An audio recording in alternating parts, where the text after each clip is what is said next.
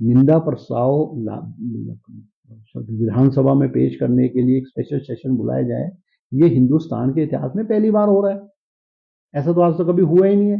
भाई निंदा प्रस्ताव आप सोशल मीडिया के माध्यम से भी कर रहे हो, अखबारों के माध्यम से भी कर रहे हो, जनसभा के माध्यम से भी कर सकते हो।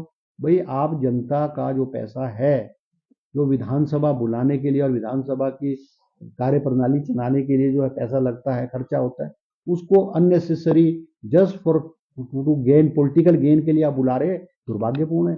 हिंदुस्तान में पहली बार ऐसा हो रहा है, पहली बार ऐसा हो रहा है। तो भारतीय जनता पार्टी क्या कर सकती है आप सोच भी नहीं सकते। पॉलिटिकल ड्रामेबाजी के लिए किस स्तर पे, निचले स्तर पे गिर सकती है, ये इसका हम अंदाजा भी नहीं लगा सकते। ये दुर्भाग्यपूर्ण।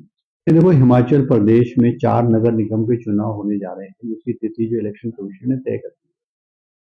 और धर्मशाला है, मंडी है, पालमपुर है और सोलन है। सभी जिलों में मंत्रियों को प्रभारी, एमसी में प्रभारी बनाया गया। मुझे सोलन में कल मैंने विस्तृत रूप से सोलन में सभी समाज के सभी तबकों से और पार्टी के वर्करों से मीटिंग की है और हम कंसेंसस लाने की कोशिश कर रहे हैं और सोलन में निश्चित रूप में कांग्रेस पार्टी जो जीतेगी।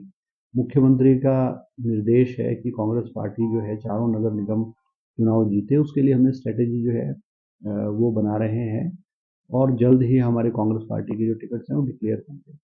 और मुझे ऐसा लगता है टिकट डिस्ट्रीब्यूशन कमेटी की जो मीटिंग है वो 29 तारीख को धर्मशाला में जो है वो हमारे प्रभारी रजनी पाटिल जी की अध्यक्षता में प्रदेश कांग्रेस अध्यक्ष और मुख्यमंत्री जी की उपस्थिति में जो है ये टिकट चारों म्यूनसिपल कॉर्पोरेशन के टिकट का डिसीजन जो है वो किया जाएगा। ऑब्जर्वर्स अपनी रिपोर्ट जो है वो दे रहे हैं। भाजपा का आरोप है कि टिकाटियों से जो है वो नहीं, देखो, जयराम जी और भारतीय जनता पार्टी ये प्रचार कर रही है कांग्रेस के टिकटार्थियों से 5,000 रुपए लिया जा रहा है। ये गलत है, सरासर झूठ है और ये भ्रामक प्रचार करने की कोशिश कर रहे हैं। कांग्रेस के जितने भी प्रत्याशी हैं वो सिंपल एप्लीकेशन पे जो हमारे ब्लॉक कांग्रेस कमेटी के अध्यक्ष हैं उस कॉन्स्टिट्यूंसीज के, उस म्यूनसिपल कॉर्पोरेशन के, उनको अप्लाई करने के लिए कहा गया है।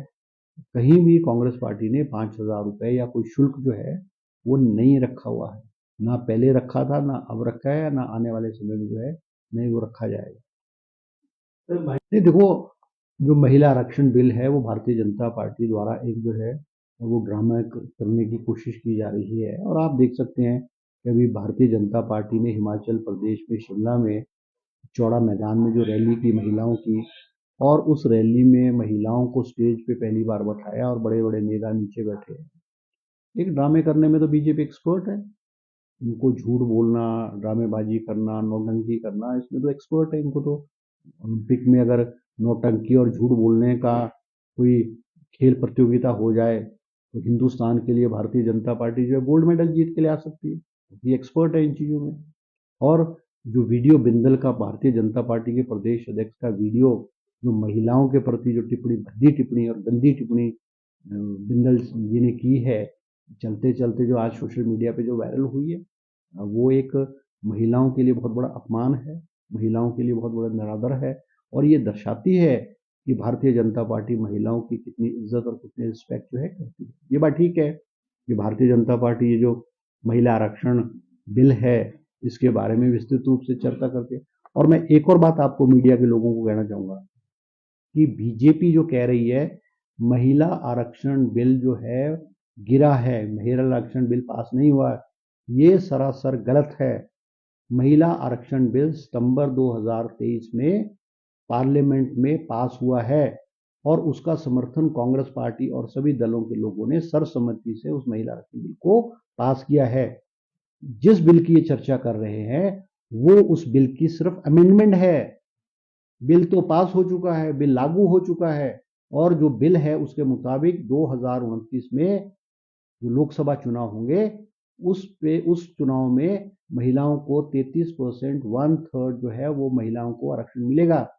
ये बात मैं बीजेपी से पूछना चाहता हूँ कि आपने जब 2023 में कुछ बिल को पास किया लोकसभा में, उस बिल में कहा कि जो आरक्षण होगा वो नई सेंसस के आधार पे होगा। सेंसस 26-27 में होगी और सेंसस के बाद डिलिमिटेशन होगा और डिलिमिटेशन के बाद जो है वो बिल पास किया जाएगा। अचानक 5 राज्यों के चुनाव होते और बीजेपी को याद आ रही है जी कि महिलाओं का आरक्षण बिल लाना है। अरे भाई, आपका बजट सेशन जो है फरवरी मार्च में बजट सेशन हुआ। आप बजट सेशन में अगर आपने महिला आरक्षण बिल में अमेंडमेंट करनी थी तो बजट सेशन में लाते। आप एक अलग सेशन बुला रहे हो, पार्लियामेंट का सेशन बुला रहे हो और उसमें वो अमेंडमेंट ला रहे हो। बिल नहीं गिरा, बिल तो पास है। वो अमेंडमेंट लाने की कोशिश की जिसमें अमेंडमेंट ने ये कहा कि जो सेंसस है वो 2026-27 का सेंसस नहीं, 2011 के सेंसस पे होगा और नए सिरे से डिलिमिटेशन करके जो कॉन्स्टिट्यूएंसीज हैं उनको 543 से बढ़ा करके जो है 850 किया जाएगा। भाई ये एक यकायक एकदम आपको ऐसा ख्याल कहाँ से आ गया? तो ये ड्रामेबाजी और नौटंकी है, दिखावा था। और बीजेपी को पता है स्पष्ट रूप से कि किसी भी कॉन्स्टिट्यूशनल अमेंडमेंट को करने के लिए जो है 2/3 मेजोरिटी चाहिए। आपके पास पार्लियामेंट में 2/3 मेजोरिटी नहीं है तो स्वाभाविक रूप से बिल तो गिरना था। और इस बिल के माध्यम से जो इनका मकसद था, महिलाओं को तो आरक्षण है, अभी भी है, बिल पास है, मगर इन्होंने कॉन्स्टिट्यूंसियों को बढ़ाना था, लोकसभा की कॉन्स्टिट्यूंसी को बढ़ा करके एक डिवीजन क्रिएट करना था हिंदुस्तान में, और वो नॉर्थ इंडिया और साउथ इंडिया के बीच में एक टकराव करने की कोशिश जो है भारतीय जनता पार्टी कर रही थी कि उत्तरी भारत और दक्षिणी भारत के लोगों में आपस में टकराव हो। आज बीजेपी क्या कर रही है? हिंदू को मुसलमान से लड़ा रही है, मंदिर को मस्जिद से लड़ा रही है, जाति के आधार पे, क्षेत्र के आधार पे, धर्म के आधार पे आज भारतीय जनता पार्टी हिंदुस्तान के लोगों को इन चीजों पे लड़ा रही है। और इस बिल के माध्यम से इस देश के जो है 2 टुकड़े करने की, 2 हमारे रीजन्स की, नॉर्थ इंडिया और साउथ इंडिया में एक टकराव पैदा करने की कोशिश बिल के माध्यम से की थी। मगर जो हमारे सांसद हैं, चाहे वो कांग्रेस के सांसद हैं या और रीजनल पार्टीज के सांसद हैं, उन्होंने इस बिल का विरोध करके वो बिल गिरा। और अच्छा है कि ये बिल पास ना हो, क्योंकि इस तरह की जो डिलिमिटेशन है या और चीजें हैं वो एक कंसेंसस से होनी चाहिए, क्योंकि वो एक देश का सवाल है, कोई इंडिविजुअल पॉलिटिकल पार्टी का सवाल नहीं होता है। एक और बात जो है, बहुत इंपॉर्टेंट बात है, वो ये है कि जो हमारा महिला आरक्षण बिल जो बाद सितंबर 2023 में पास हुआ पार्लियामेंट में, दोनों हाउसेस से पास हुआ। और अमूमन जब कोई बिल पास होता है, चाहे वो स्टेट गवर्नमेंट का है, गवर्नमेंट ऑफ इंडिया का है, महीने 2 महीने में वो प्रेसिडेंट को जाता है, प्रेसिडेंट के असेंट के बाद वो गजट में जो है वो नोटिफाई होता है।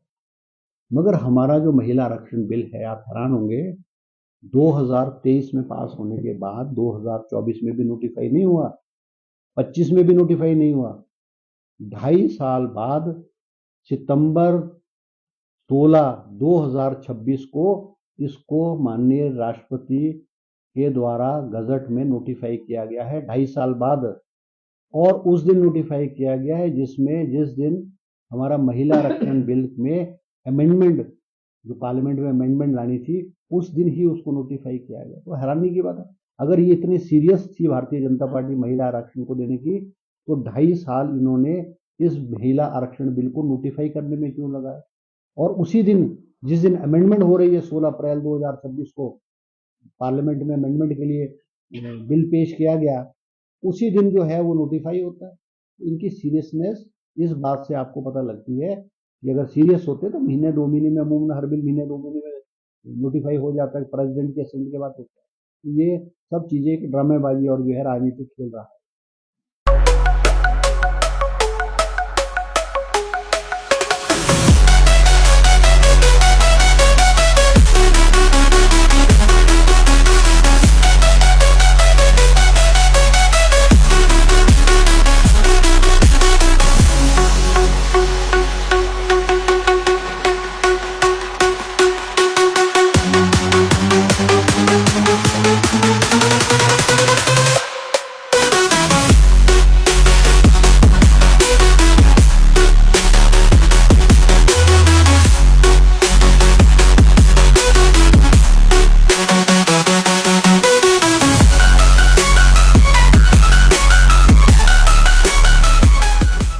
त्योहार की इस सुहानी सीजन में गोयल मोटर्स नेटवर्क की सोलन और शिमला स्थित नेक्सा शोरूम में पाई इंडिया की सबसे पसंदीदा गाड़ियों पर खास ऑफर। इग्निस, बिलेनो, फ्रॉन्स, जिमनी और ग्रैंड विटारा जैसी शानदार गाड़ियों को खरीदने का साल का सबसे बेहतर वक्त नेक्सा का खास ब्लैक एडिशन उपलब्ध है। सभी तरह की गाड़ियों से एक्सचेंज और अपग्रेड ऑफर भी।